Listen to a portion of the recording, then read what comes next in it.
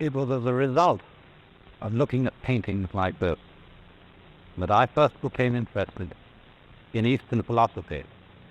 That was many years ago, when I was a boy, only about 14 years old. And the thing that grasped me and excited me about this vision of the world was the astonishing sympathy and feeling for the world of nature. Think, for example, of a painting like this, which is called Mountain After Rain. A painting by the Chinese artist Gao Kogung, showing the mist and clouds drifting away after a wet night, pouring rain. And it's fascinating for us to think that pictures of this kind are not what we would call just landscape paintings. They are also icons. That is to say, they are a religious and philosophical kind of painting. We are used, of course, in thinking of iconographic or religious paintings, of thinking of pictures of human figures, of angels and saints and divine beings. But when the mind of the Chinese expresses its religious feelings, it expresses it in the objects of nature. And their feeling for nature is in one very important respect strangely different from ours. And that is as a result of the sensation that the human being is not someone who stands apart from nature and looks at it from an entirely outside position.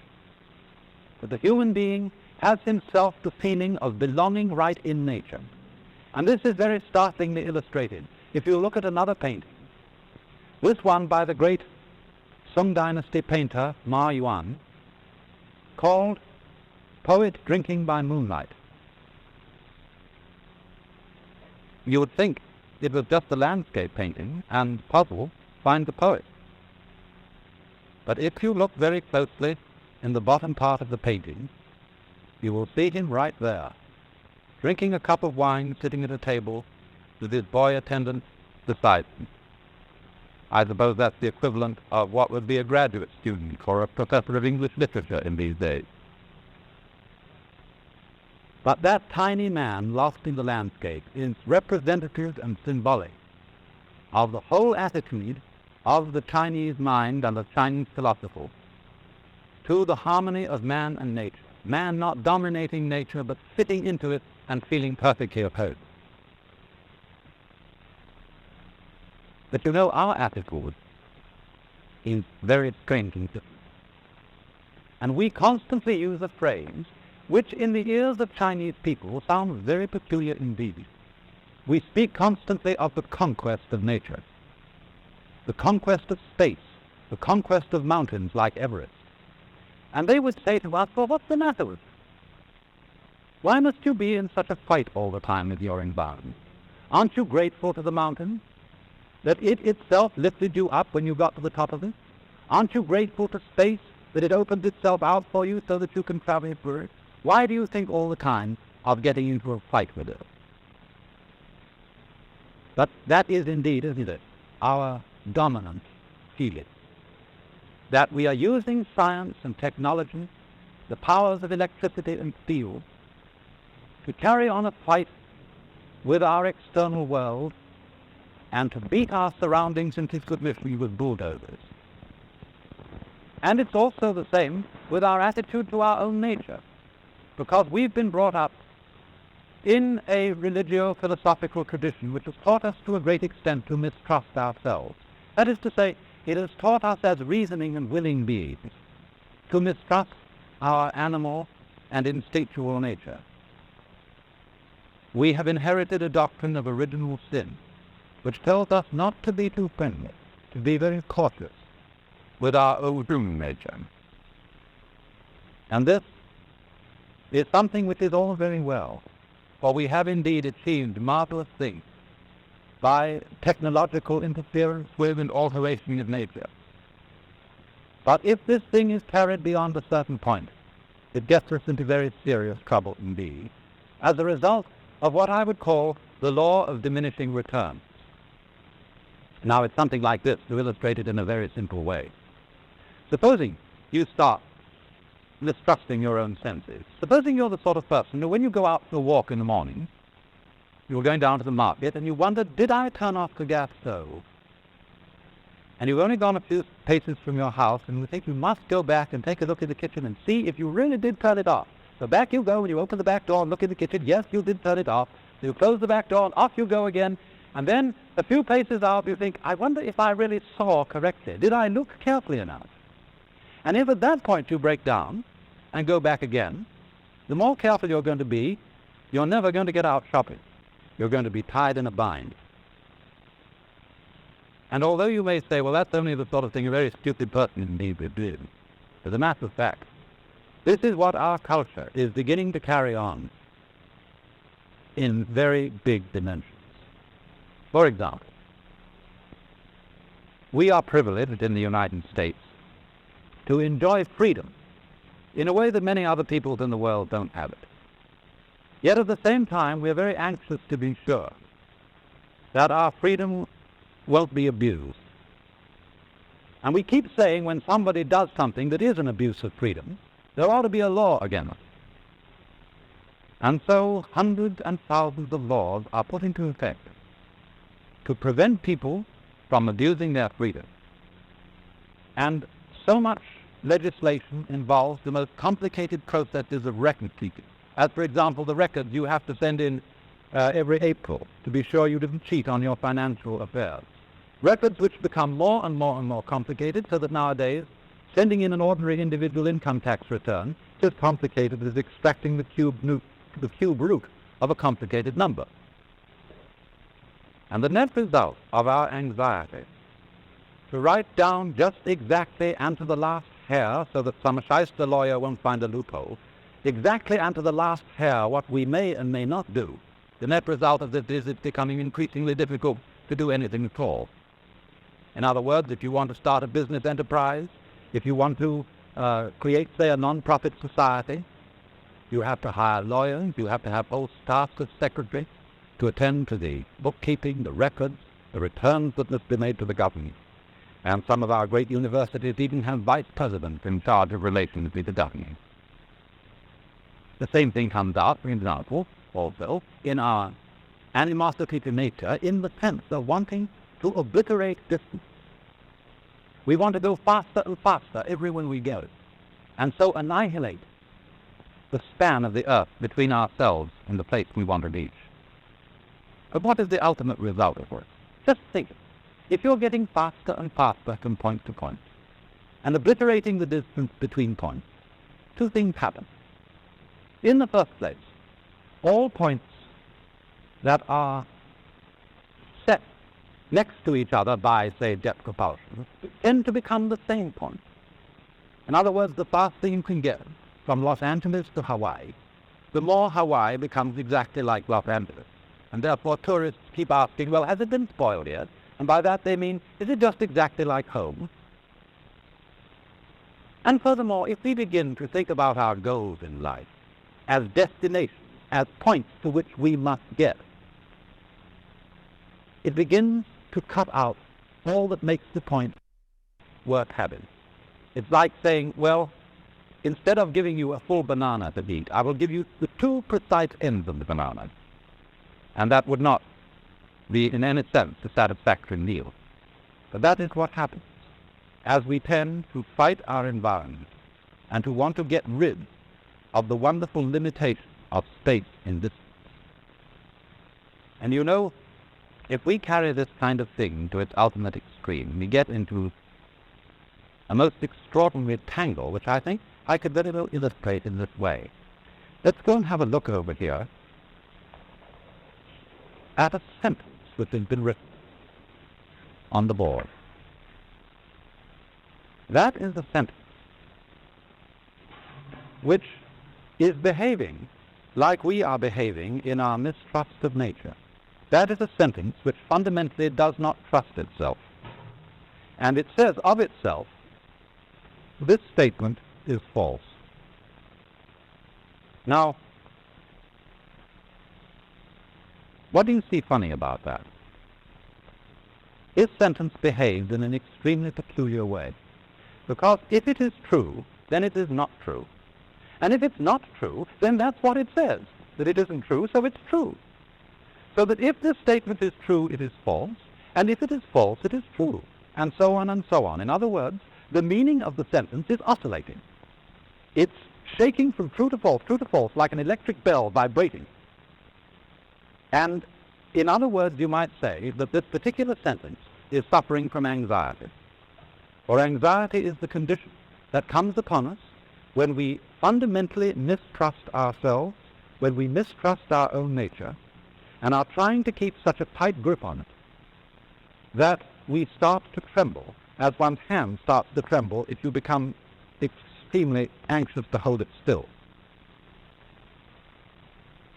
Now, Chinese thinking, of which there are really two main currents, the Taoist current and the Confucian. Taoist, that's spelled Taoist, and Confucian.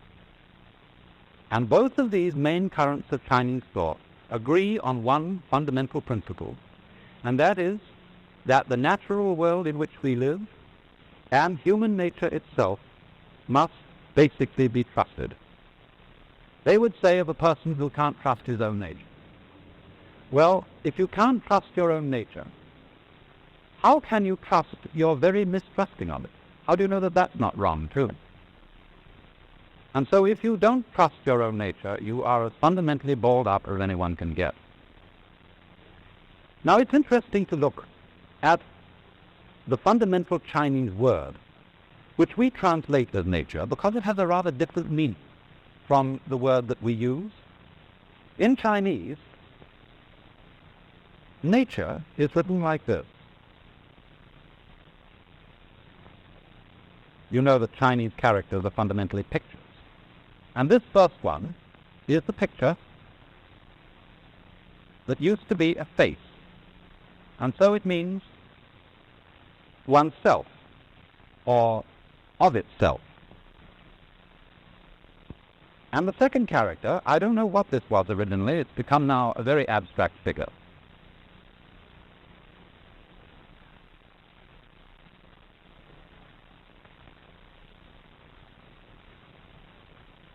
That means so. And so the whole figure means of itself so. And we should give the rough English equivalent of that as spontaneity. That which happens of itself, just in the same way, for example, that your hair is growing by itself, your heart is beating by itself, so that if you feel your pulse, you get the funny sensation of movement going on inside your body, and you think, I'm not doing that. That's something queer going on inside me over which I have no control. But when you come to think of it, what is more fundamental? What is more central to you?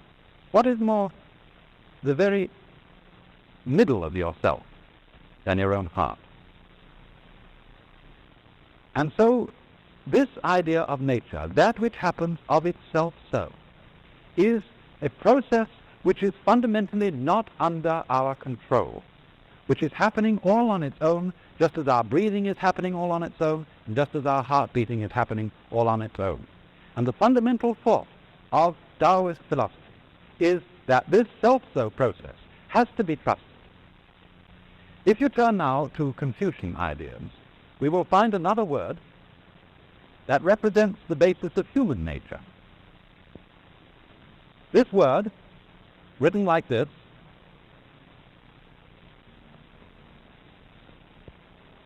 has a funny pronunciation.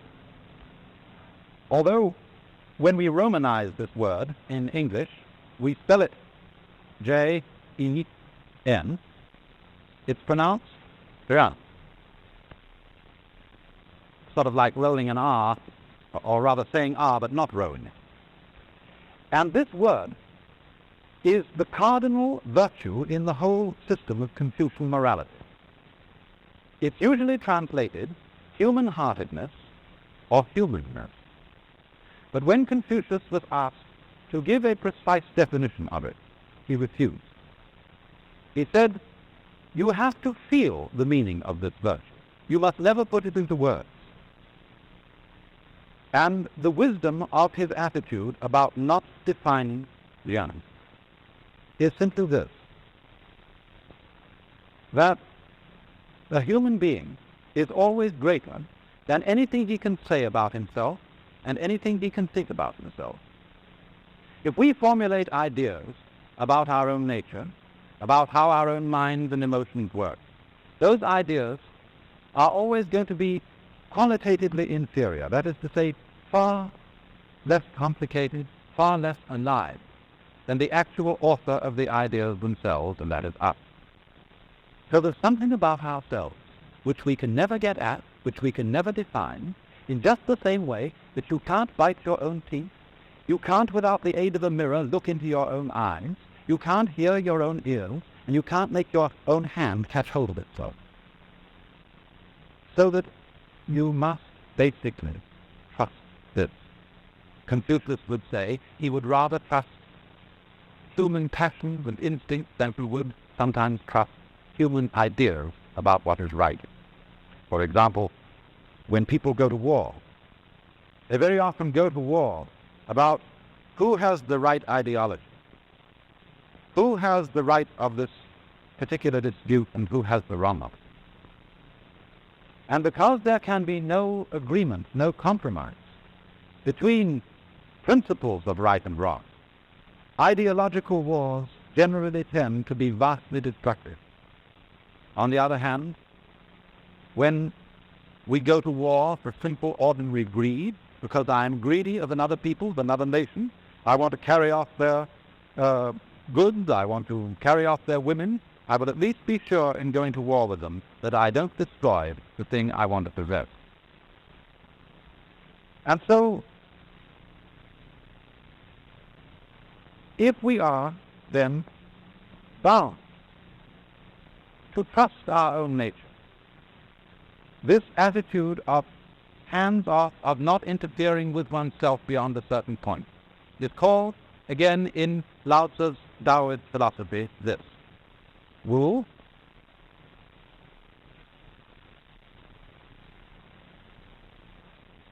Wei.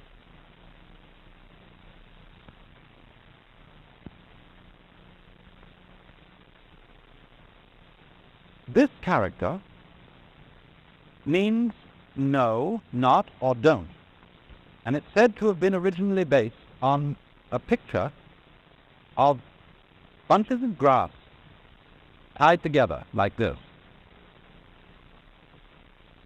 indicating that a certain area is taboo. You mustn't step on this area. The ground is sacred. So don't, keep off, is its meaning. And it's possible that this was originally a drawing of a hand over a bird.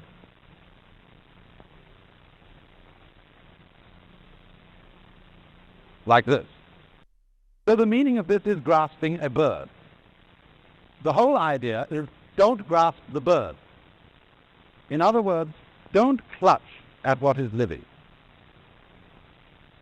If, for instance, you, like sometimes little children, pick up a kitten, and they're so eager to hold the kitten, they squeeze it tightly, and the kitty says, yeah, yeah, and scratches the child all over the place.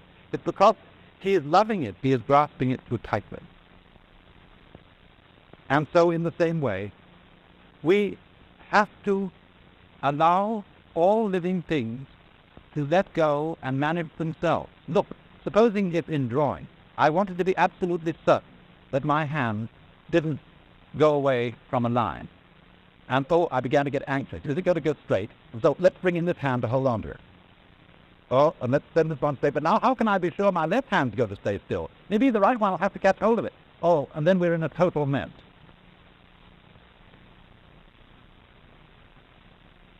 But you see, we in the West are basically afraid that if we trust our own nature, everything will turn into chaos.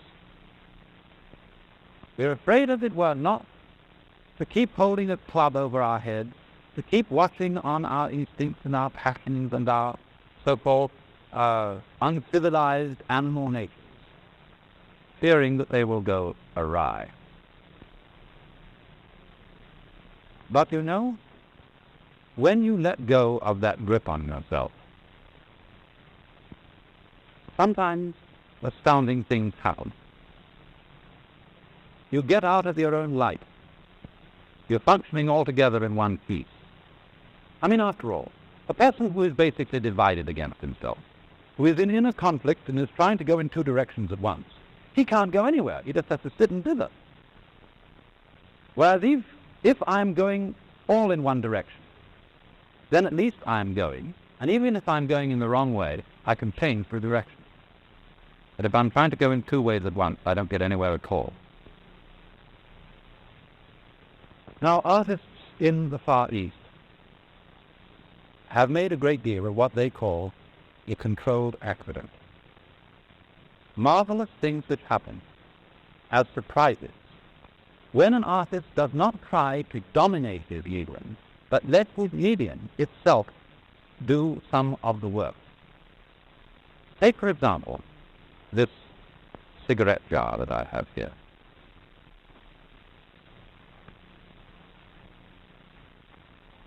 You see the glaze has just been slopped on it with a swift motion of the wrist. And you notice, as I turn it, that there are all sorts of little flecks of white inside the black outline there. And little flecks of black, like right here, outside the main band is black. It's incidental things like this, which to the Chinese and Japanese mind, and increasingly to our own way of thinking, make the real beauty of things. For instance, consider a shell like this. Here is an object which any one of you would pick up on the beach if you saw it. And yet, what does it represent? If you saw a painting with markings on like that, you might say, well, that's not what I call a painting. It doesn't look like anything. And yet, as I say, none of you would hesitate to pick that up and treasure it if you found it. For it, too, like the jar, is a sort of controlled accident. And it is the art of trusting the medium to express itself along with your own contribution to it as an artist. When this harmonious relationship of man and nature is brought into play, we get marvelous little objects for this kind. And so in the same way, if we can learn to trust our own nature, we will, I think, be profoundly surprised that things don't go out of control at all, but on the contrary, suddenly come back into control. Take, for example, a very familiar instance. Supposing you're learning to ride a bicycle.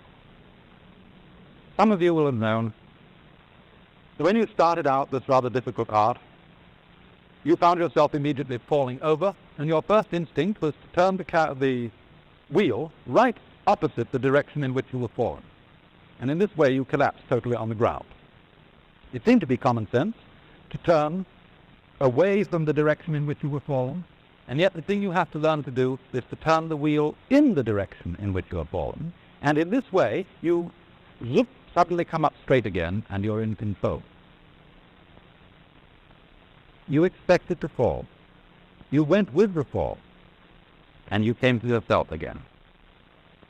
In precisely the same way, when we go with our own nature, our own inner feelings, we come into control of them. We don't lose control. If we fight them, we get in that state of balled upness, of anxiety, of dither, which makes us incapable of doing anything at all. An anxiety and a dither that is comparable to the whole problem of maintaining freedom in a world like ours. Problem that we are in danger of losing our freedom through being over anxious to preserve it. Or think of another illustration. Those of you who live in the East and the Middle West are familiar every winter with the problems of icy roads. But any good driver knows that when you skid on an icy road, you have to turn in the direction of your skid and not against your skid. That again brings you into control. To fight the trend of freedom, to fight what the Chinese call the Tao, the T-A-O, the way of nature, is to come into conflict with nature so that you can't be in control.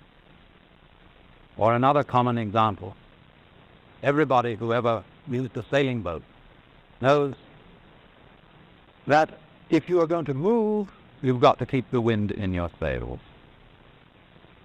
Even if you want to go against the wind, you would never dream of turning the boat directly into the path of the wind.